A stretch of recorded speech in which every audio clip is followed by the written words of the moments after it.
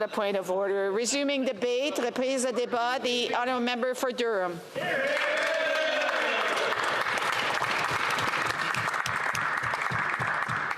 Madam Speaker, I rise in the chamber today as Canada's newest member of Parliament, elected to represent the riding of Durham.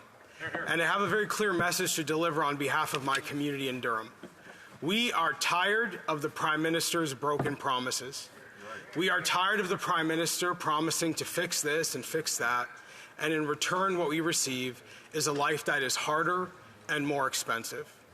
Madam Speaker, we believe that Canadians deserve better, and we believe that the topic of debate today, pharmacare, is just the latest example of the Prime Minister promising big things only to disappoint the people of Canada.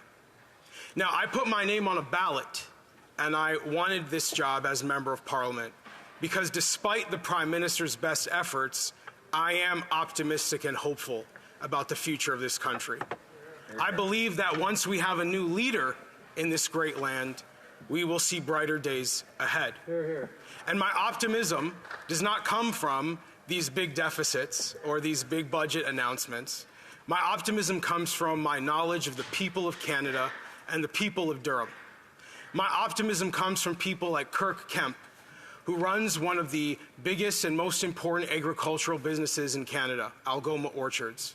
And as he becomes more successful in his business, he only gives back more to our community, supporting initiatives like the Bowmanville Hospital redevelopment. My optimism comes from people like Dr. Khan Chandra, a dentist in Curtis, Ontario, who has built a tremendous business, provides for his family, and gives back to our community as a connector for Durham's growing Tamil community. And my optimism comes from Kim and Leon Morrow over on Taunton Road East in Oshawa, who scrape together every spare dollar they can find and every spare moment to provide guidance and mentorship to young men and women who may otherwise fall into the pitfalls that await struggling youth. But Kim and Leon have their backs, and that is why I'm hopeful about the future of this country. You see, Madam Speaker, I'm very honored to stand here in this beautiful building, and I appreciate the chance to dress up in a suit and a tie, but my heart was not shaped in places like this. My heart was shaped by people like my grandfather, Robert McFarland, rest in peace.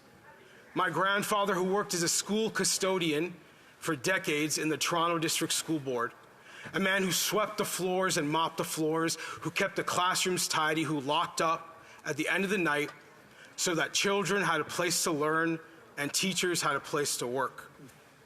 And I carry his story with me. I come into this job very much a servant, like my grandpa. I am here to protect what makes this country special, to protect the rights and freedoms of Canadians, to make sure that this country continues to be a place where people from all over the world can come and find a better life. People like my grandpa, who came here from Scotland, my grandmother, who came here from Ireland, and my father, who came here from Kenya. Now, I am aware that there is a liberal playbook that gets used against people who disagree with this Prime Minister.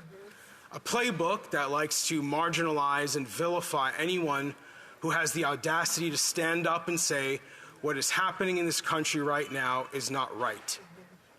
And that playbook the Prime Minister likes to use, likes to cast people who disagree with him as racists.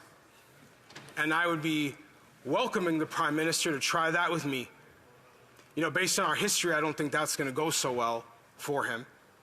But I also believe that he is completely out of touch with the needs and desires, the hopes and dreams of our very diverse country and the diverse communities like the one I represent in Durham. He's welcome to take his claims that people who disagree with him are racist to my African father and see how that goes for him. He also uses this liberal playbook to marginalize and vilify Canadians who disagree with him by calling those of us who believe in traditional family values bigots. And I say to him, come to my riding, my diverse riding in Durham, and try that on us.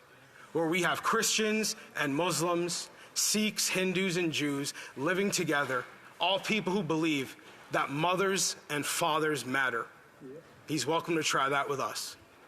And I know his liberal playbook also likes to say that people who disagree with him don't care about the working class or don't care about vulnerable people. And I don't think that's going to work on me either.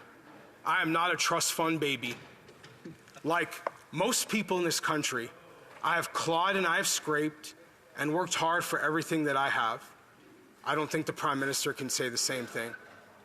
And the reality is this: he's welcome to try that message on people like my mom. She'd love to have a conversation with him. A woman who raised 3 children by herself, 68 years old, sorry mom, continues to work hard every day because she cannot afford to retire in this NDP liberal economy.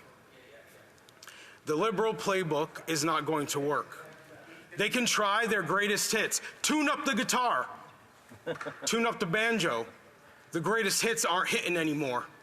And I'm here to deliver that message very, very clearly on behalf of my community in Durham and anyone else in this great country who is unhappy with what is happening and frustrated to feel like they are not able to say what is happening in their hearts and their minds, do not feel validated and affirmed by the reality they experience, not being echoed by many of the institutions across this country who have bought into a narrative that simply does not reflect reality.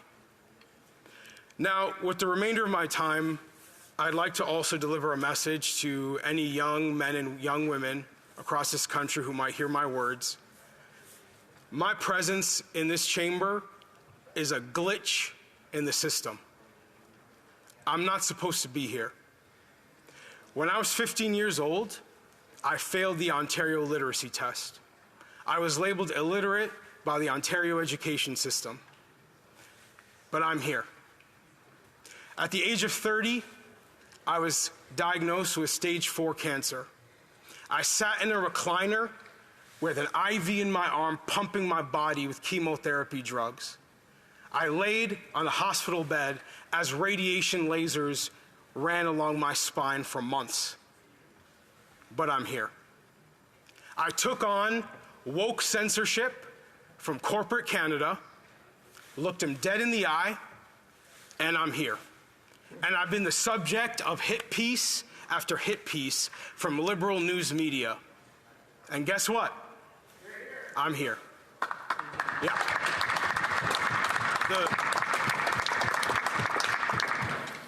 The reality is that many young men and young women are facing a variety of challenges across this country right now, some of whom are facing things that I can't even fathom. But as long as I stand in the House of Commons, as long as I'm honored to call myself a member of Parliament, I hope that I can be a walking, talking reminder that you should never give up. Don't give up on yourself, don't give up on your family, don't give up on your community, and don't give up on this country. And as long as I'm here, I won't give up on them either. Thank you. Great job.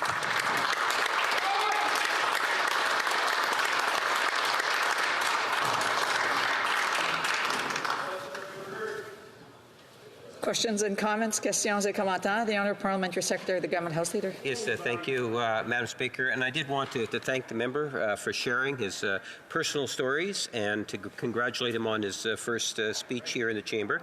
I did have one very brief question in regards to the member, and is that could he give his personal perspective on the principles of a national pharmacare program? The Honourable Member for Durham. Well, my concern in being asked about pharmacare is that I'm being drawn into a debate which sort of assumes that the Liberal NDP government is going to do what they say. And I think we've seen over the course of the last 8 years that is simply not going to happen. We have a country full of people, tens of millions of people, who have been led to believe over and over and over again that the Liberal NDP government and this Prime Minister are going to deliver for the hardworking people of this country. And yet, that has never happened. So before I would discuss anything like the principles of pharmacare, I'd like to be convinced that anything substantive is actually going to happen for the people of Canada. And I'd love to be able to go back to my riding and say, you know what, they have a plan for us here.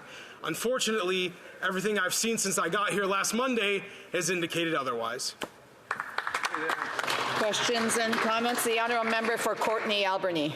Well, Madam Speaker, I'd like to join my colleagues in congratulating my colleague on his election, on his first speech. And Madam Speaker, I recall a great quote from Scott Bryson, who sat both on the Liberal bench and the Conservative bench.